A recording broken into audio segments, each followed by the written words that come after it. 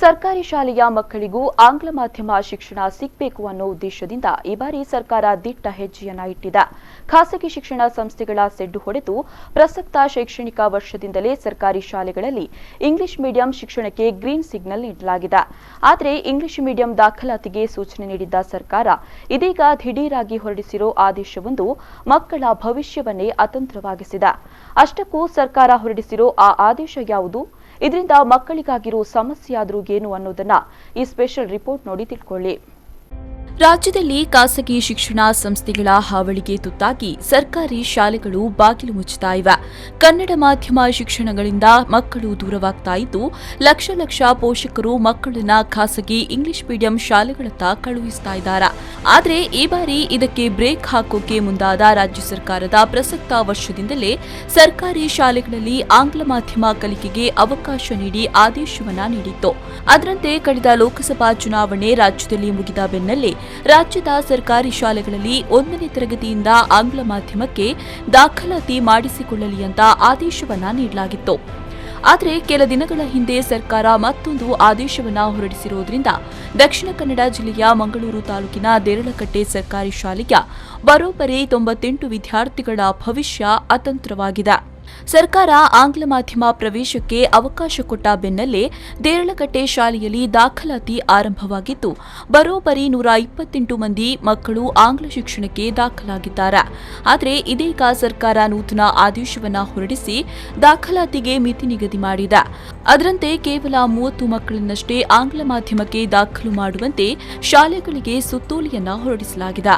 ಹಾಗೊಂದು ವೇಳೆ ಹೆಚ್ಚಿನ ಮಕ್ಕಳು ದಾಖಲಾತಿಯಾಗಿದ್ದಲ್ಲಿ ಲಾಟರಿ ಚೀಟಿ ಎತ್ತುವ ಮೂಲಕ 30 ಮಕ್ಕಳನ್ನ ಆಯ್ಕೆ ಮಾಡಿ ಉಳಿದ ಮಕ್ಕಳನ್ನ ಕನ್ನಡ ಮಾಧ್ಯಮದಲ್ಲೇ ಮುಂದುವರಿಸುವಂತೆ ಸುತ್ತೋಲೆಯಲ್ಲಿ ಸೂಚನೆಯನ್ನ ನೀಡಲಾಗಿದೆ.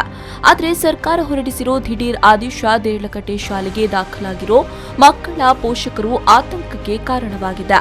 ಹೀಗಾಗಿ ಸರ್ಕಾರಕ್ಕೆ ಈ ಸಮಸ್ಯೆ ಗಮನಕ್ಕೆ ತಂದಿರೋ ಪೋಷಕರು ಮತ್ತು ಶಾಲಾಭಿವೃದ್ಧಿ ಸಮಿತಿಯ ಸದಸ್ಯರು ತಕ್ಷಣ ಆದೇಶವನ್ನ ಹಿಂಪಡೆಯಲು ಆಗ್ರಹಿಸಿದ್ದಾರೆ.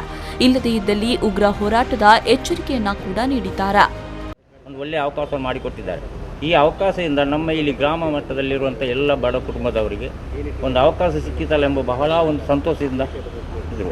ಆದರೆ ಈಗ ಕೇವಲ 1 ವಾರದ ನಂತರ ಈ ವಿಷಯ ತಿಳಿಯಕ ಇಲ್ಲಿ ಆಸುಪಾಸಿನಲ್ಲಿರುವಂಥ ಅದಲ್ಲದೆ ಇಲ್ಲಿ 10-12 ಇಂಗ್ಲೀಷ್ ಮಾಧ್ಯಮ ಕಾಲೇಜುಗಳು ಇದೆ.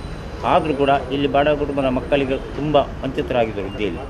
ಈಗ ಇದನ್ನು ತಿಳಿದಾಗ 1ನೇ ಕ್ಲಾಸಿಗೆ ಈಗ ತುಂಬ ಆಗ ಬರಲಿಕ್ಕೆ ಶುರು ಮಾಡಿದರು. ಈಗ ಬಂದಾಗ ನಾವು ಈಗ ಅವರು ಆದೇಶ ಕೊಡುವಾಗ ಮಕ್ಕಳ ಸಂಖ್ಯೆ ಇಷ್ಟು ಅಂತೇಳಿ ನಮಗೇನು ಮಿತಿ ಕೊಡಲಿಲ್ಲ. ನಾವು ಕೇಳ್ತಾ ಅಭಿಪ್ರಾಯ ತಗೊಂಡಿದ್ದೇವೆ, ಅದು ತೊಂದರೆ ಇಲ್ಲ ಅಂತ. ಆದರೆ ಈಗ ಬಂದು ಈಗ 121 ಮಕ್ಕಳು ಸಹ ಸೇರಿ ಅಡ್ಮಿಷನ್ ಆಗಿದೆ, ಕ್ಲಾಸ್ ಕೂಡ ಸ್ಟಾರ್ಟ್ ಆಗಿದೆ ಮಾಡಲಿ. ಆದರೆ ಶಾಲೆ ಆರಂಭವಾದ ಬಳಿಕ ಜೂನ್ 1ರಂದು ಸರ್ಕಾರ ಹೊಸ ಆದೇಶವೊಂದನ್ನು ಹೊರಡಿಸಿದ್ದು, ಅದರಲ್ಲಿ ದಾಖಲಾತಿಗೆ ಮಿತಿ ನಿಗದಿ ಮಾಡಿದೆ. 30 ಮಕ್ಕಳಿಗಷ್ಟೇ ಇಂಗ್ಲಿಷ್ ಮಾಧ್ಯಮ ಶಿಕ್ಷಣ ಅಂತ ಆದೇಶದಲ್ಲಿ ಹೇಳಲಾಗಿದೆ. ಅಲ್ಲದೆ ಲಾಟರಿ ಎತ್ತಿ ಮಕ್ಕಳ ಆಯ್ಕೆಗೆ ಸೂಚನೆ ನೀಡಿರುವುದು ಸರ್ಕಾರದ ಎಡವಟ್ಟಿಗೆ ಉದಾಹರಣೆಯಂತಾಗಿದೆ. ಇದರಿಂದಾಗಿ ದೇರಳಕಟ್ಟೆ ಶಾಲೆಯ 98 ಮಕ್ಕಳ ಭವಿಷ್ಯ ಅತಂತ್ರವಾಗಿದೆ. ಖಾಸಗಿ ಕಾಲೇಜಿಗೆ ಸೇರುವ ಮಕ್ಕಳನ್ನ ಕೂಡ ಪೋಷಕರು ಸರ್ಕಾರಿ ಶಾಲೆಗೆ ತಂದು ಸೇರಿಸಿದ್ದು, ಸರ್ಕಾರ ಹೊರಡಿಸಿರೋ ಹೊಸ ಆದೇಶ ತಲೆನೋವಾಗಿ ಪರಿಣಮಿಸಿದೆ. ಇನ್ನು ಈ ಶಾಲೆ ನಗರಾಭಿವೃದ್ಧಿ ಸಚಿವ ಯುಟಿ ಖಾದರ್ ಕ್ಷೇತ್ರದಲ್ಲೇ ಇದ್ದು ಸಚಿವರ ಗಮನಕ್ಕೂ ತರಲಾಗಿದೆ. ಈ ಬಗ್ಗೆ ಶಿಕ್ಷಣ ಸಚಿವರ ಜೊತೆಗೆ ಮಾತನಾಡಿ ಸಮಸ್ಯೆ ಬಗೆಹರಿಸೋ ಭರವಸೆಯನ್ನ ಸಚಿವರು ನೀಡಿದ್ದಾರೆ ಎನ್ನಲಾಗಿದೆ. ತುಂಬಾ ಬೇಡಿಕೆ ಬಂದಿದೆ. ಇಂಗ್ಲಿಷ್ ಮಾಧ್ಯಮಕ್ಕೆ ಬಹಳ ಇಂಪಾರ್ಟೆನ್ಸ್ ಕೊಡ್ತಾ ಇದ್ದಾರೆ. ಆದ ಕಾರಣ ಸರ್ಕಾರ 30 ಮಕ್ಕಳಿಗೆ ಅನುಮತಿ ಕೊಟ್ಟರೂ ಕೂಡ ಇಲ್ಲಿ ಸುಮಾರು 130 ಮಕ್ಕಳವರೆಗೆ ಇಲ್ಲಿ ಬೇಡಿಕೆ ಬಂದಿರುತ್ತದೆ.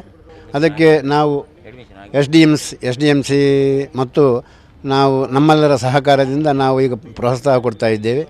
ಇದಕ್ಕೆ ಸರ್ಕಾರದಲ್ಲೂ ಕೂಡ ನಾವು ಬೇಡಿಕೆಯನ್ನು ಇಟ್ಟುಕೊಳ್ತೇವೆ, ಪ್ರಾರ್ಥಿಸ್ತೇವೆ.